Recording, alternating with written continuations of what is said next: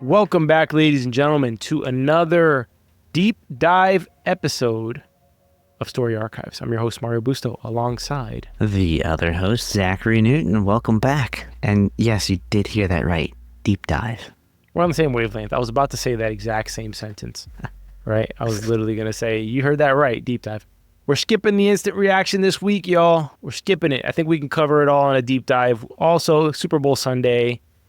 We're not going to compete with the biggest live event in the world, so we're going to drop the deep dive early for you guys. We're going to talk about all the stuff we would typically talk about in the instant reaction and do that in the deep dive for you. So we'll just kind of cover all that in here. But before we do, Zach, how was your week, man? It was good. It was good. We launched a new website, so that was fun. And yeah, I got a haircut. So I found a place that does not make me look like some pretty bad people from our history. Well, not our history, but history in general. I'm gonna assume of what people you're talking about, but yeah, that's dope, man. I had a good one too. I did 2 film shoots. Actually, I was more just assisting, but a buddy of mine, we were working on a music video on Saturday till like 2 a.m.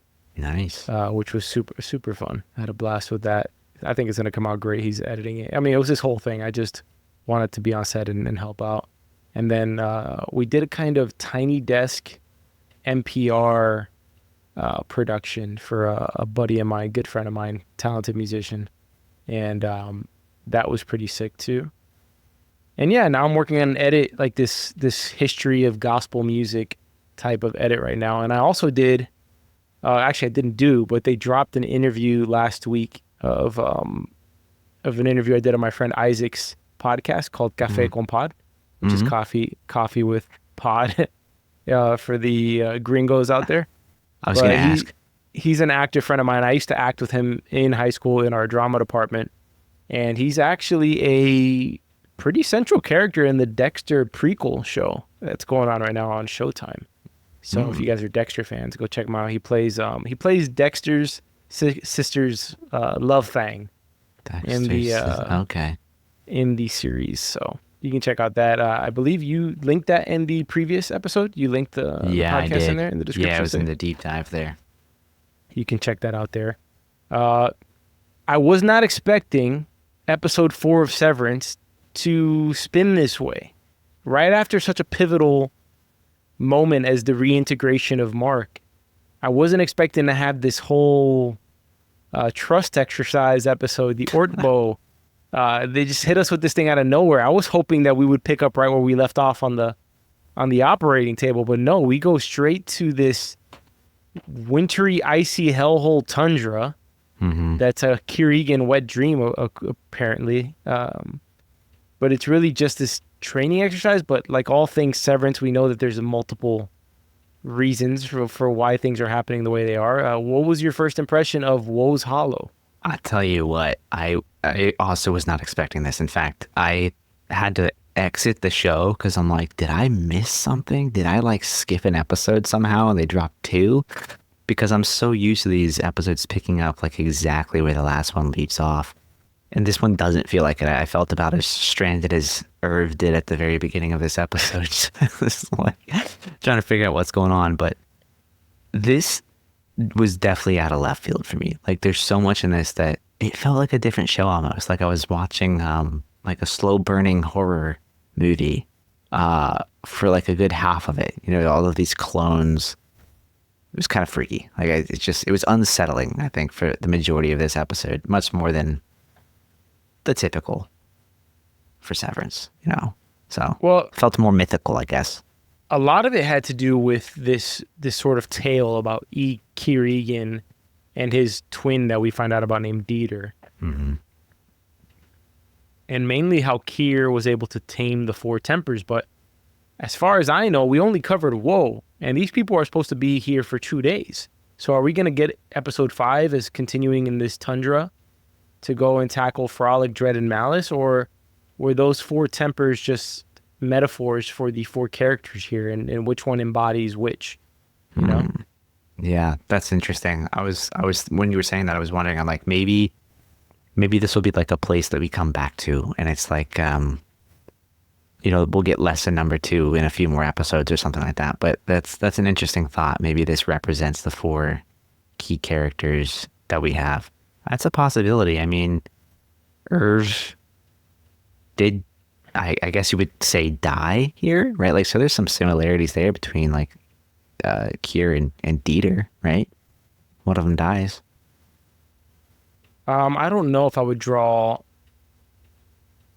I don't know if I would draw any comparisons to him and Dieter yet. Okay, so I think that the tempers have to do with what goes on in the episode. We can kind of just theorize of what it is. Frolic has to do. There are some instances of using the word frolic that can be considered sex.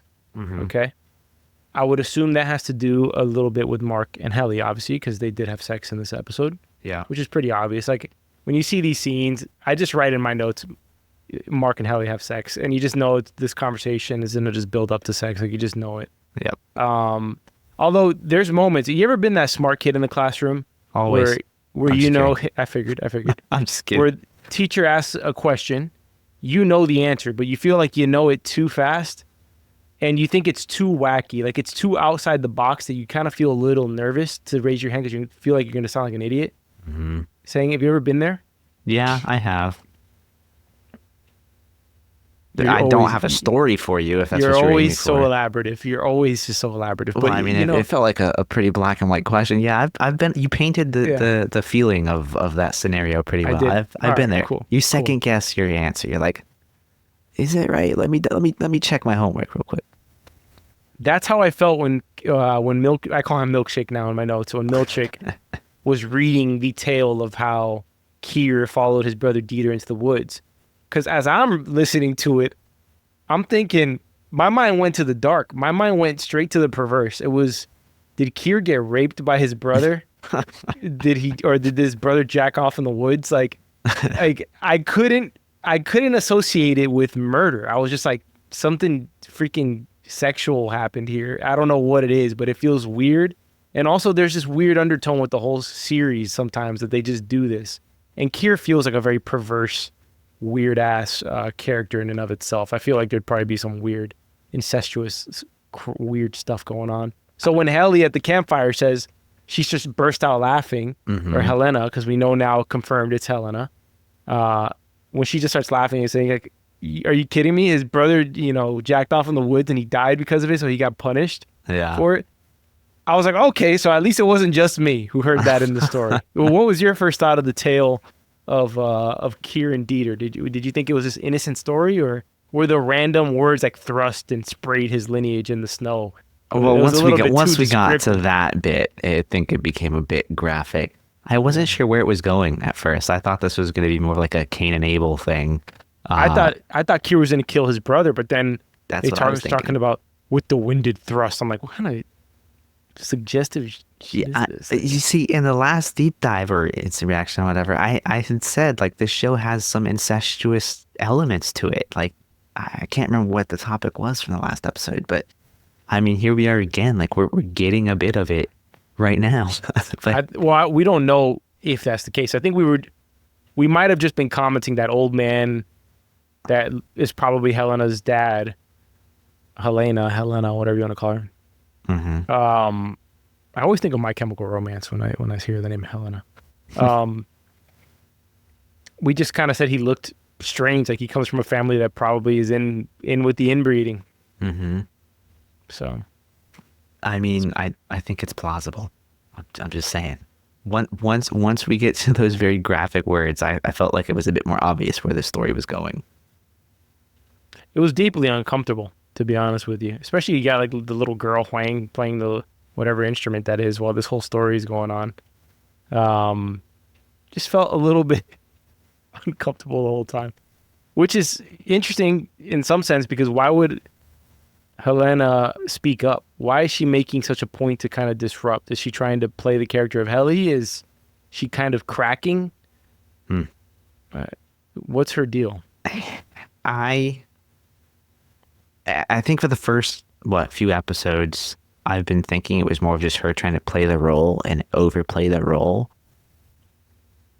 But I'm wondering what if just all of these stories of Kier and all of this garbage is just it's so made up, and she knows the realities, and so she's here as somebody who knows the actual truth, and here's this story that just seems like absolute absurdity.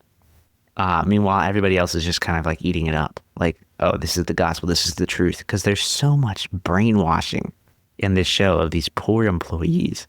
It is absolutely insane. So I kind of thought maybe she was just like, that's so stupid. Like, that's not even close to reality.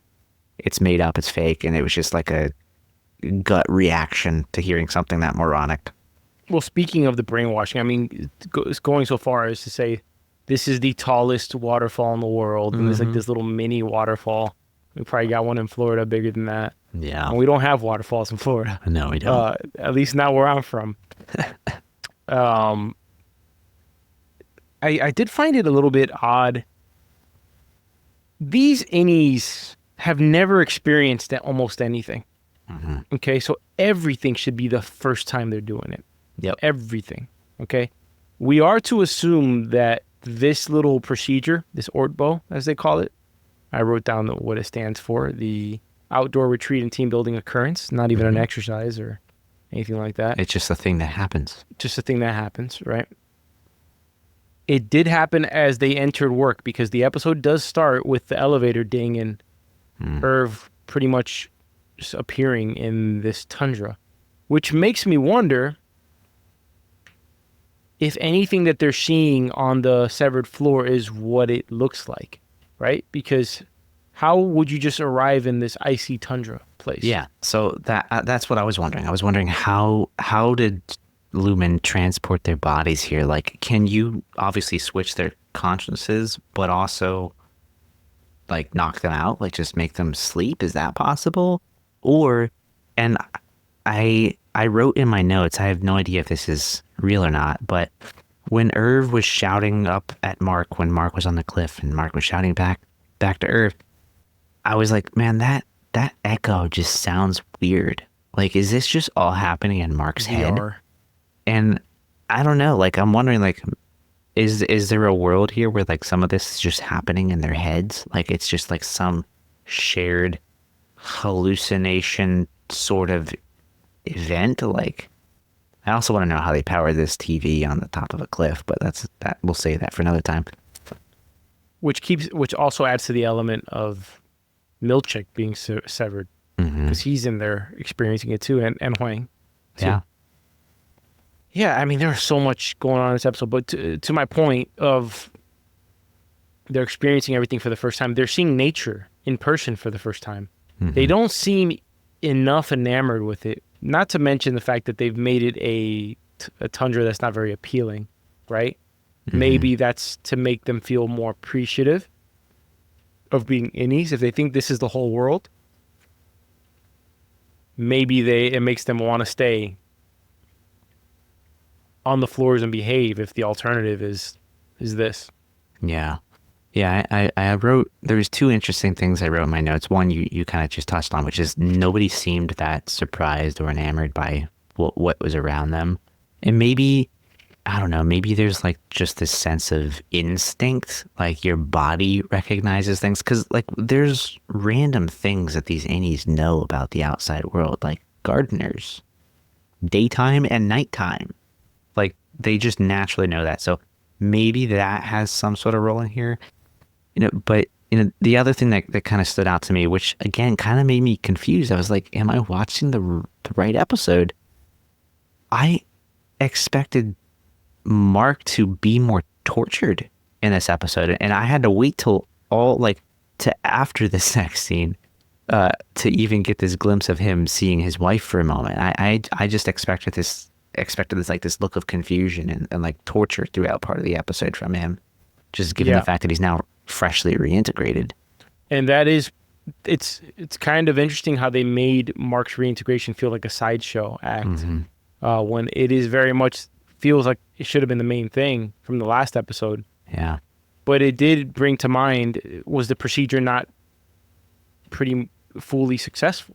is this something that just switches on and off and you can't really control it in moments? Because this seemed to be Mark S the whole time. Yeah, the It innie. did not seem to be Audi Mark at all in the episode, except for that one moment. Yeah.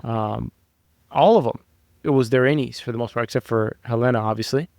I will say that I feel like there's a bit of leakage of what you're talking about there. Like there's a bit of carryover from the Audis to the innies of what they're experiencing. And the point I would want to make there is that we figure Irv is some sort of private investigator, right? There's something definitely carrying over into this innie world, because the deduction of going from you're lying about what you saw outside to wait, why would you lie about what you saw outside? And oh, Helly was never cruel. And wait a minute, you're not Helly. Who are you? And if you're not Helly, then who is Helly's Audi? And who is her Audi that they have the authority to send their non-severed self into here? Deducing all of that to say that she's an Egan is brilliant. I think he should have said it a little louder, because I don't know if Mark and Dylan clearly got that message. Yeah. But I wish he would have said it just one more time, like, hey, she's an Egan. So whatever this is, like, she is an Egan. Yeah. You know? Yeah, I like that. Seems like such damning information, right? Like, I feel like that would just completely destroy the innies, like blow up their entire world. Well, we saw Seth's face was my favorite when he says, she's an Egan. And you see his face like, holy crap, how did he figure that out? Yeah. Who told him that? Because she would have never told him that, right? That was incredible. And we also learned about this thing called the Glasgow block, which seems to be a procedure that they use to prevent somebody from being severed. So it's whatever that is preventing her from, when she goes down an elevator, from that severed part of her coming back to life, which is interesting now because Mark was standing right next to him when he asked for it, right? So now he knows the term Glasgow block, and so does Dylan.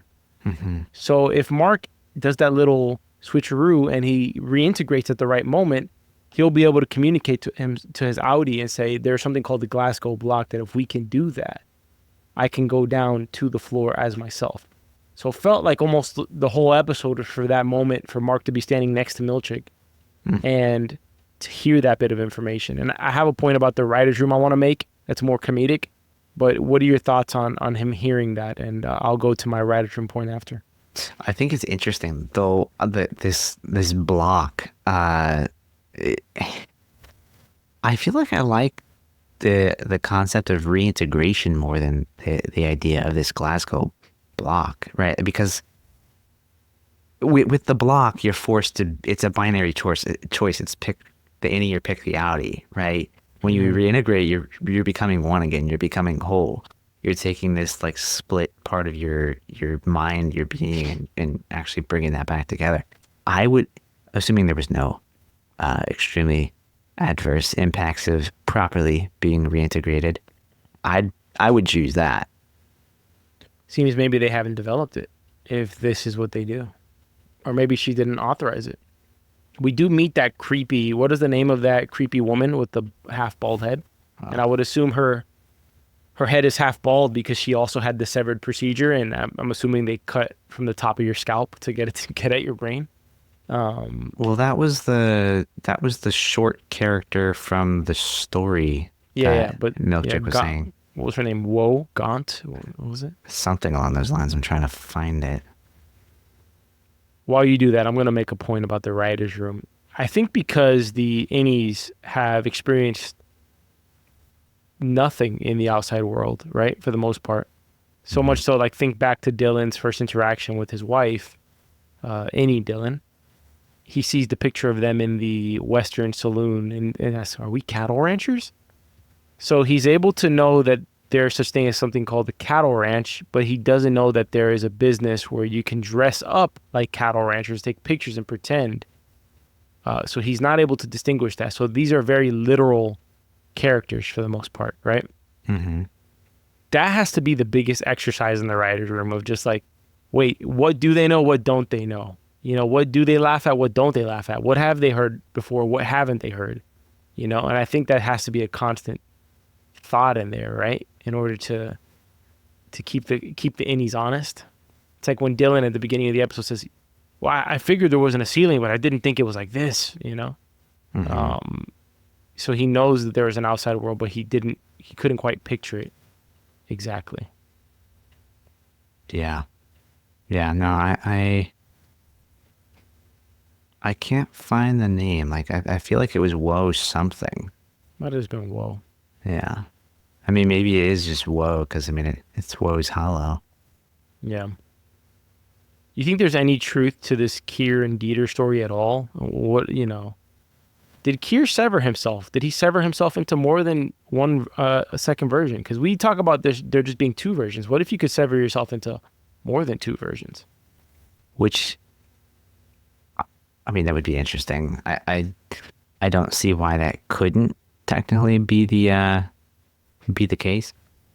I feel like the story of Dieter and Kier is made up. Like, and I do feel like that's probably why Helena had such a reaction to it, just being in the family and probably She knowing probably knows the real one. Yeah. that she knows the real story.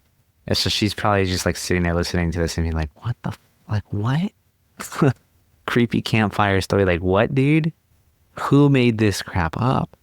And so I don't really think I don't think it's real. And I think the majority of what we know of the Egans from the innie's perspective is probably false. It all seems like it's either completely false or it's like, there's like a bunch of half truths, right? Like I feel like it's all doctored intentionally to keep everybody brainwashed and in line. And I don't think that's the reality outside. Yeah. Well, let's kind of like sum up the episode and think about like what might happen here, because although it was a big episode, it happens kind of like in two or three major parts, right? We get Hmm. Mark and Mark and Helena's relationship gets a lot more complicated. Helly's not going to remember that she had sex with Mark. Let's just remember that. Okay. Hmm. So where does Mark land in this whole bit? Audi Mark also realized that he was with another woman, but like for real, Hmm. you have the situation with Irv now. What's going to happen to Irv? Do you think Irv's going to die, or do they just send Irv back to his Audi full time? I think they just send him back out to his Audi full time, but I don't think that's going to be the end of Irv. I like there's got to be some, I don't know, some scenario in which he comes back because we still have this mystery of this door that he's got to uncover. He's got to find. True, but I figured there has to be a rendezvous with Audi Mark at some point. Hmm. Look, part of me was thinking that Irv was literally that maybe the severed state begins to wear off as you get older in age, Hmm. and Just so like the mind weakens. or strengthens in some sense, like it wears off. Yeah. I don't know, but part of me was like, he is so anti Helly's story that it felt to me almost like maybe this is the reason they got rid of Bert too. Because if you see the beginning of the episode, they both hate the picture of Egan standing on the cliff looking out, and he's like, "Yeah, I keep on thinking, what if he slips?" So it's interesting to me what's going on with Irv, but he is back to his Audi self according to Milchick's orders, I think. Hmm. The other major piece that we talked about was the Glasgow block of what Mark does with that information. And that's all I can think of from this episode for the most part. The fallout of this, of the CEO or COO of the company nearly being killed by Irv was never going to kill her, but it was an aggressive bluff to get her to switch. Yeah. It worked. I mean, it paid off. I mean, I guess it paid off. He's being terminated permanently, supposedly. It was a badass moment when he faces off with Hmm. Milchick. That's for sure. Yeah. I am very curious to see like what everybody's reactions are going to be. You can't unsee that. And I would assume, you might be right in that this reintegration thing is not like a foolproof thing. Like, maybe there was like this moment where his brainwaves Mark's brainwaves like converged, and then now it's like it's still split, like they're trying to come back together. So maybe his outie doesn't really know much of anything that happened here. It will be very interesting to see if we go back to the office right away. It will. It will. Yeah. All right. So where do you predict we go next episode? What's going to happen? And you cannot be wrong, or terrible things will happen, Zach. That's always the case, right? That's why I don't ever give you an answer. I mean, the show's done this thing where I feel like every other episode we switch from an innie to an outie perspective. So I think we're going back to the outie perspective next episode. Where we left off. Have we done that? Was last episode no innie at all? Well, this episode was innies. Last episode was outies. Completely, it was outies. It was no innies last episode? Pretty darn I mean, the majority of the episode, yes. If you take Helena into account, well, she's kind of an outie all the time, but like we see her in both situations a lot of the time. So I would assume we go back to, I guess, Mark just trying to communicate with his innie, or like we have to explore that more. I think the next episode's got to be us exploring Mark's reintegration more than we have. Like there's too much of a just massive piece of the story to me to just leave us hanging on like they did in this episode. Like I feel like in some ways this was like a filler episode, because like I just want to know like what the hell's happening with the reintegration. Is he gonna die? Is he sick? Is he like freaking losing it? I see. I disagree with you. I don't. Although, if another show did this episode, I would say maybe this is filler, but it's not. Too many key bits of information dropped in this episode, and I think maybe we get like a catch up in the next one where we see that Mark had planned something, but then when he severed in, he was like in a tundra, and it was completely different from what he expected. So who knows? Yeah. I think that we get with you. I agree. I think we go to the Audi perspective, but I think it might be the first episode where we get both, Audi and innie, and some sort of attempt to try to get that reintegration to stick longer. The Glasgow block has to pop up again. I think we get tremendous FaceTime with Helena, and maybe some behind the scenes thing like, oh, it's not safe to send you back down there. But now she's super conflicted because now she's probably in love with Mark in some sense, right? It's probably the only relationship she's ever had. Yeah. So, yeah, I think that's a key. Irving's probably the most interesting one now. It's funny how the most interesting person keeps flipping from episode to episode, but yeah. I mean, Remember, I feel we like get the mysterious phone booth message for that Irving had earlier in the season. we don't normally see Irv as an outie a lot. Like, I mean, when we're in outie world, I think it's mostly, well, Dylan has had a decent amount of, I guess, FaceTime as an outie in this episode or this season so far. But it's mostly Mark. It's always Mark. I feel like we've got to go back to Irving, and I think we're going to learn something about his investigation in the next episode. I think that's going to be the two big parts of the next episode. We learn something about this investigation that Irving is doing, and we see the aftermath, the effects of Mark's reintegration, which we didn't really get in this episode. So that's where I think we're going to spend the majority of our time. Okay, fair game. All right, let's do some YouTube comments from last week. Let's catch up on those. Ooh.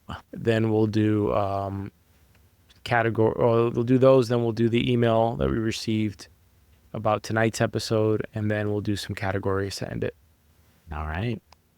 Or let's do categories first, and then I'll do the comments and all that. Sure. Well, let's start with favorite character of the episode. Irv, Yeah, hands down, Irv. Yeah, I had to give this one to him. I'm not gonna argue that at all. Yeah. Favorite scene of the episode, though. By the way, dare say Irv's best episode in the entire series so far. Yeah, he didn't seem as much of like what's the word I want to? I want to say a frail individual. No, he was the strongest to the Yeah, point he where was. all of his friends were against him, and he was still hell bent on that Helly was lying.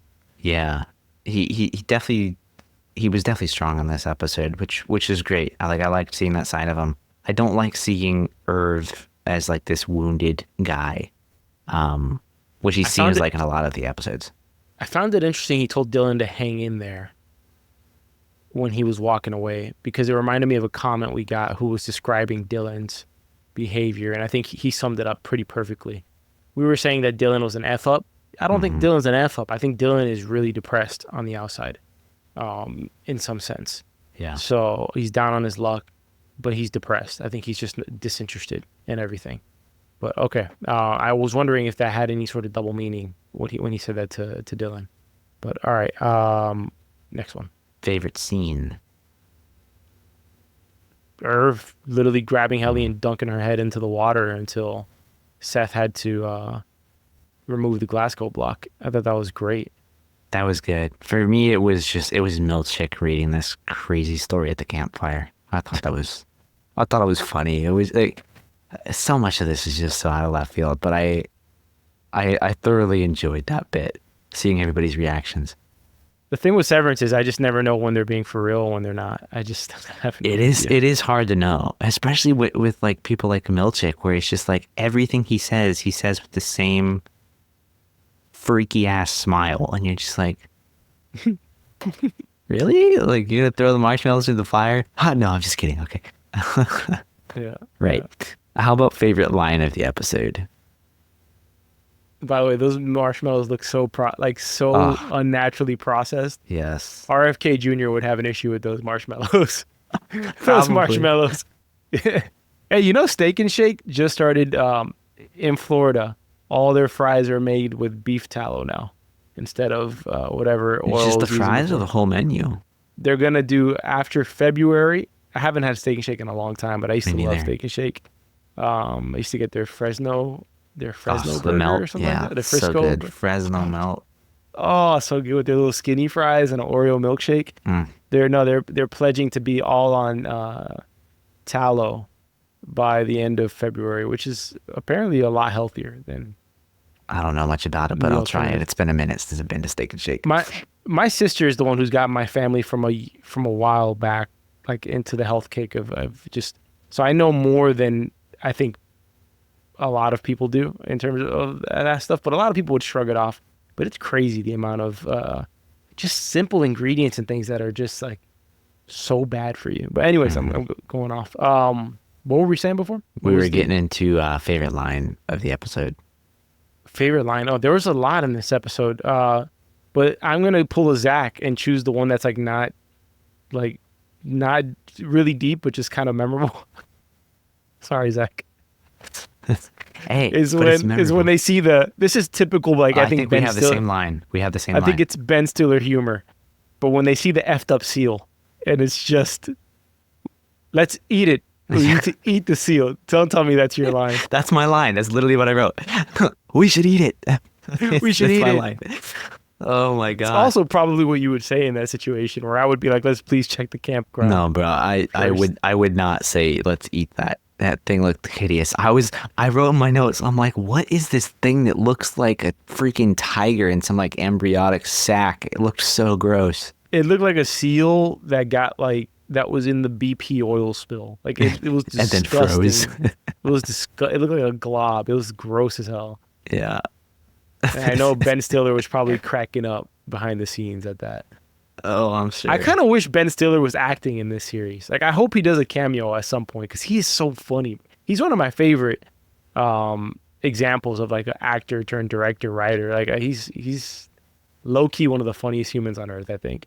See, I probably would be a little less into the show if he was, not because he's a bad actor, but you know how like there's certain actors where they They're have so just played famous. this. Well, they're so famous, but they've also played this certain character, this persona for so long, and you just can't see them any other way. It's like Well, watching I'm Arnold glad- Schwarzenegger yeah, in something yeah. and not thinking like, oh, it's the Terminator. I can see that. I mean, Tropic Thunder is one of the funniest movies of all time, but but I feel like even with that movie, it's just like it's funny, but it's like obviously comedic. Like the comedy in Simple this Jack. show is like somebody just referenced that guy to me today because I can't remember what I said. You make my Um, eyes rain.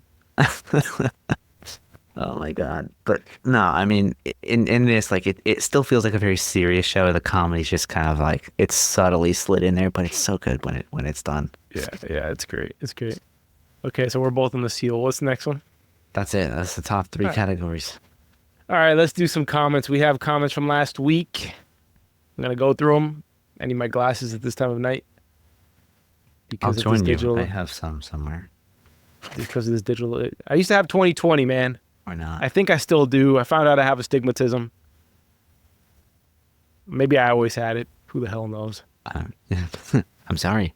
I remember I went to the eye doctor, got my first pair of glasses. I went outside, I put them on. I looked at a tree and I saw lines in the tree I'd never seen before. I went back inside. I told the lady, I said, I think you did something wrong. There's something wrong with the prescription. There's like this detail on the tree that is not, it probably shouldn't be that sharp. And she was like, well, you have astigmatism, so you don't really see the full detail in an image. It's like, are you shitting me? My whole life? Nah, it couldn't. Mario running around like everything's beautiful now. Yeah, not really, but I feel like just over time, cell phone, computer, filming, all this stuff just eventually deteriorates your eyes. Doing these podcasts at midnight with no lights on. Anyways, Christian Dugan, love these deep dives as always. Thank you, Christian. Appreciate it. Marathe say you. The hose, okay, this is in response to Cobell's hose that was on the ground that looked like a CPAP hose. The hose was also shown in the first season, and it has the name Charlotte Cobell on it. It used to be in her shrine for cure, but I think that's her mom, maybe. It's some sort of medical equipment. Agreed. Very solid take. I would just agree with you 100% on that. Elijah, I love the deep dives. Is there anything else you're watching right now that is interesting? All right, Elijah, this is an interesting question. This one I can talk a little bit about. TV show wise, it's a little boring right now. I'm not watching a ton of shows. I'm watching Severance, as you know. I'm watching Agency on Paramount Plus, which is with Michael Fassbender. And I'm hearing positive things about other shows like Jackal, I think with Eddie Redmayne, Primal something. What is that one on Apple TV that just came out? Prime Target. Yeah, I've started Prime watching Target. that. Okay, Prime Target. I'm hearing positive things about. But me personally, I have been in a sort of, you could call it cheesy action thriller mood. I watched 999. These are all on HBO, free. I watched Den of Thieves. I was so impressed by Den of Thieves. It is essentially a Heat Michael Mann ripoff, but with its own twist. And I'm going to go watch Den of Thieves 2 in theater. I really enjoyed it. Great one.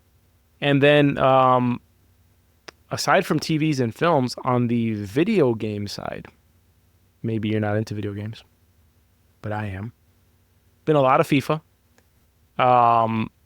And this game came out of nowhere called Kingdom Come 2 or Deliverance 2, whatever it is. This is like so far it's one of the best RPGs I've ever experienced in my life. I mean, going back to like one of my favorite games of all time is Oblivion. This is going back to the classic. So that is where my time's going. I'm also playing Valheim with some buddies of mine. So that's where my time's going there. Zach, what are you watching aside from? I feel like I need to preface this by I have a kid, so not that much. I have been watching Bluey and Peppa Pig. No, my daughter's into The Wizard of Oz recently. Of course she is. She so watches we bought classics. that. My God, she's so into it. She was getting to the part of the movie where it's like lions and tigers and bears. Oh my! And she's just like in her car seat chilling, hands back up behind her head, just like yeah. You and your wife seem like Winnie the Pooh people. Yeah, I mean, she definitely liked Winnie the Pooh, but I haven't watched that one in a while. Okay. It's mostly been The Wizard of Oz on in the background a lot, though. I am watching Prime Target. I will admit. I find the show interesting. You know who I thought? Have you seen Boardwalk Empire? No, I haven't. Never mind, Zach. Never mind. Jesus Yeah, Christ. it's okay. Hey, look, I watched Game of Thrones. Look, all right, give me some credit there. It's a decent show. Prime Target. It's a decent show. I wouldn't do a pod on it necessarily. I'm not quite sure where it's going. But it's interesting nonetheless. I'm looking forward to, I think, episode 4 coming out next week. Outside of that, I actually did start playing a new video game, which is rare. You told me I would like this a while back, and I've never played it. I found out that it's on Netflix now, like on like the games that they give you. So I started playing Civ 6. Oh yeah, that's a and great game. it's fun. I like it. So I pre-ordered Civ 7, which drops on the 11th of this month. Oh yeah, nice. So, Okay, all right, yeah, cool. so I'll be playing that. But Very nice. that's really been my go-to at the moment. If you guys have suggestions for shows, we are right now trying to figure out what our next pod is going to be. I have a front runner at the moment that I have presented to the board, and we're waiting to hear back from them. But if you have any suggestions on what that might be, let me know. So it's going to be whatever show we cover right after Severance is done. On to the next one. And by the way, if you've made it this far, please subscribe. I don't know what more we can do to get you to subscribe, other than Zach, take off your shirt. Just show me your bellies. Yeah, show us your belly. Yeah. All right, DV2483. If I had to guess, Gretchen is a night guard at Lumen. I really love this comment. The tube in Cobel's car was on her Kier shrine. Okay, we got the same thing. Then further commentary from DV. I'm missing the tightness of season 1 a bit. Every character is severed into their own storylines. I hope that kind of rolls back a bit, but it seems like we might just get more with Milchek and Rickon moving into new territory. I love the Gretchen is a night guard at Lumen thing, because there doesn't seem to be much to guard in this city, okay? So that would make all the sense in the world, especially for her to be even willing to go visit her husband at this place.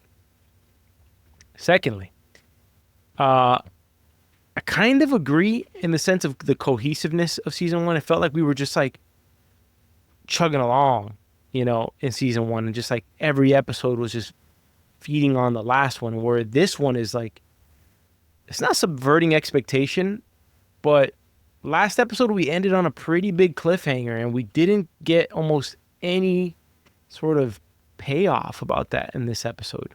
Yeah. So in that sense, I have a feeling that when you watch this episode, you're probably going to get a lot more of that same feeling. But continuing, you responded to my comment. You put, I'm looking forward to Friday. There doesn't seem to be a time to fill like in Silo. Okay, interesting. Oh, he also made a joke about maybe Gretchen's a night gardener. So that's great. Next comment from Jonathan Grant. Jonathan left some great comments as well. We were talking about the Black Kier. He put, ha ha ha. Maybe they did Black Kier because Black History Month. So they were just like, let's just drop a Black Kier.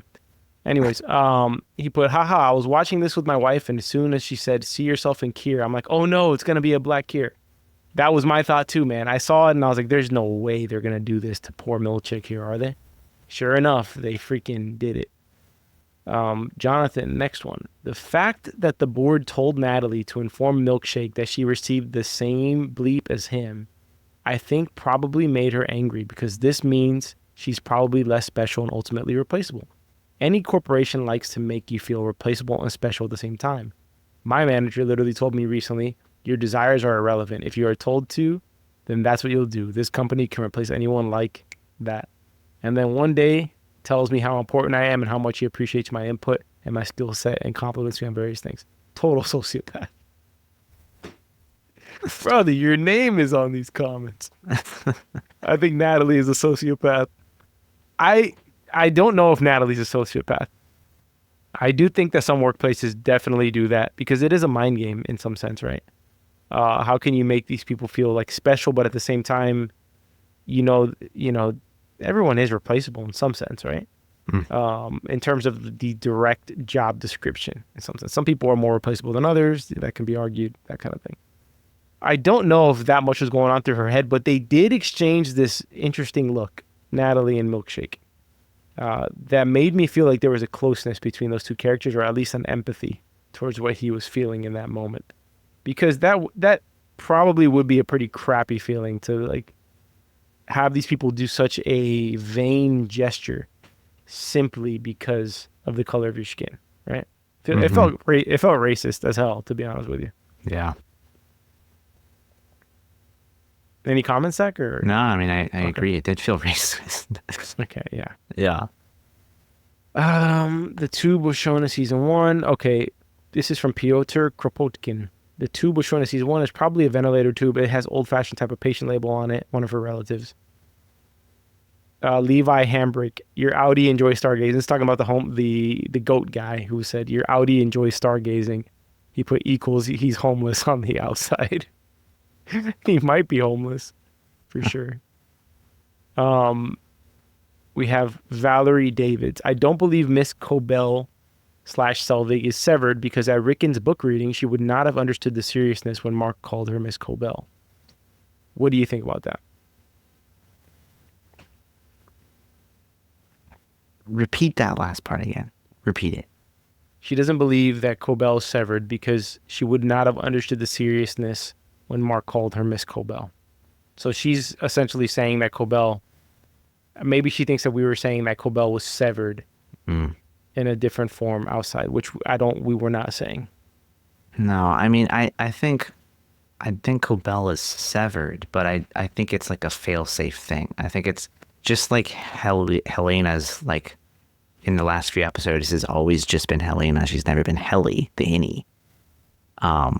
I feel like Cobell is just always on in one mode. And the same thing with Milchick and probably Miss Huang until Lumen needs them to be in the other mode and forget everything that they ever knew. Yeah, agreed. Claudia Stokes. The tube had her mother's name on it. That's why I thought she was with Lumen to get her dead mother back. Interesting. That would be a definite interesting motive for Cobell, although I do think it's unlikely. Yeah. Pico 619. Natalie definitely thought it was weird as well. She's referring to the Black Kier portrait. Yeah, she definitely did. Someone else mentions that the hose for Cobell was a neonatal incubation tube from a NICU, which I have filmed in NICUs before. And I have seen tubes like that. But who's right? Was it for her mother? Maybe it was for her child. Huh. Would it make sense if Huang was her child? Is that too weird? I mean, Mark's wife is dead, but not dead.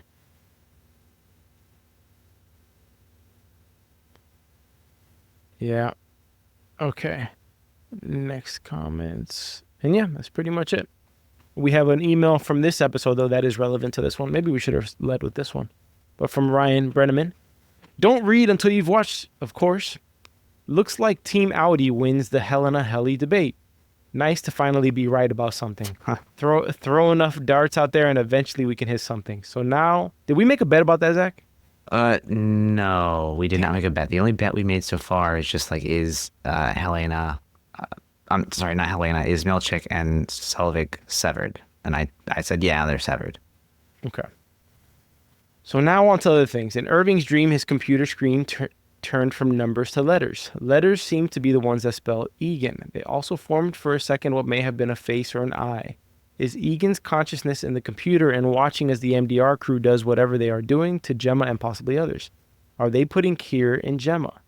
The shapes that formed in the digits were certainly meant to be something. Numbers 1, 4, 5, and 7. Letters were E, A, G, and N. And also a 3 is now present and the other numbers are gone. Screen header also said Montauk. According to a Wikipedia page, the Montauk Project is a conspiracy theory that alleges there was a series of United States government projects conducted at Camp Hero or Montauk Air Force Station in Montauk, New York, for the purposes of developing psychological warfare techniques, and exotic research including time travel. Weird, but could be relevant. And yes, I agree. I did see an eye, by the way. Mm-hmm. And yes, that was definitely an eye. There is something intelligent in the computer, be it artificial intelligence or uploaded intelligence. Of course, this was just a dream sequence, but still, here's a new crappy slowed down video I took in a screenshot. I love this guy takes the time to pull together some footage for us to watch. It definitely looks like an eye. It's definitely an eye looking back at him, which makes sense where his realization comes from, that Helly is an Egan, right? It was kind of like the missing piece for him in the dream, in some sense. You're being watched. I think what we're really seeing here is how OpenAI trains ChatGPT, right? Well, did you find out ChatGPT was down globally today for some reason? I did run into issues with it actually like a few hours ago. Speaking about AI causing issues, I saw the latest Mission Impossible for the first time. Oh yeah, I haven't seen it yet, but go on. It's just something to do with AI, the entity. Okay, well, Makes you want to just unplug all AI and go back to the Stone Ages. my computers make me want to do that sometimes. Just shut down everything and go read a book on a beach with the sun. Me too, buddy. Me too. Yeah. All right. I think that will just about do it. Zach, make sure to leave that little Lumen mini game that you found that Apple developed. There's a mini game, guys. See if you can beat our score. I was able to put all the numbers in all the boxes in 6 minutes. Ooh, nice. If you can beat that, we'll put your name in the description of the next episode. Just send a screenshot. I think you get to send like your results from the game. We haven't mentioned it yet. Did you catch the book that Rickon wrote is like an actual thing you can now go read or listen to? I'll leave it to an audience member to go buy the book and read it. I think isn't it free? Is it free? I think it's free. Because I was thinking about listening to it just to see like what is going to come of this. Is there going to be any? I don't think it's going to spoil anything necessarily. I think it's just going to be interesting to know a bit more of like what Rickon's beliefs actually are about severed individuals. So yeah, that's a thing. It's on like Apple Books. Go take a look at it. If you happen to listen to it or read it, let us know what you think. But Perfect. that'll do it for this episode. So thank you for listening to this podcast. You can find this podcast anywhere you find podcasts, Apple and Spotify primarily. You can visit us on YouTube at Soapbox Podcast Network. Visit our website at soapbox.house. Email us at contact@soapbox.house. And if you want to catch us on social media, you'll find links to those platforms on our website as well. We'll see you guys in the next one. Hope you enjoy Super Bowl weekend. We hope you all are staying blessed out there. So we'll see you on episode 5 of Severance. Peace.